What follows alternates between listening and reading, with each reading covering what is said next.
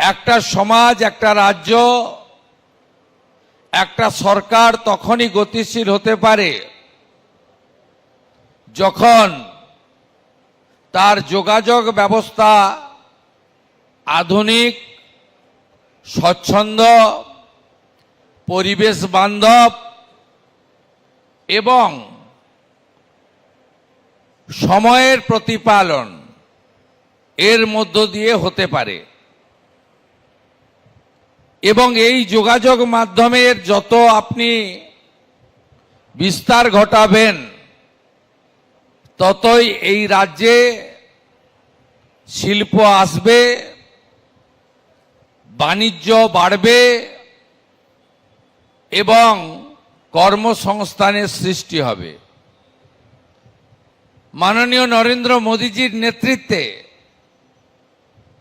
যেভাবে সড়ক বিপ্লব হয়েছে নীতিন গডকরিজির নেতৃত্বে, এই সড়ক বিপ্লবে আমরা যদি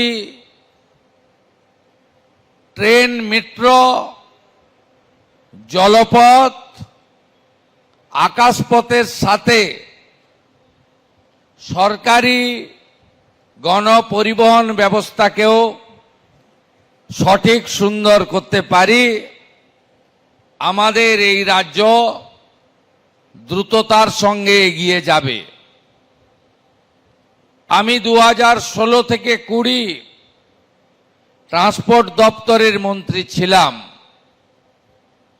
আমি জানি এখানে অপরচুনিটি কতটা আছে। আমি জানি ভারত সরকারের সঙ্গে ঝগড়া যুদ্ধ না করে যদি সমন্বয় করে কাজ করা যায় তাহলে ট্রান্সপোর্ট দপ্তরে কিভাবে উন্নয়নের গতি আনা যেতে পারে।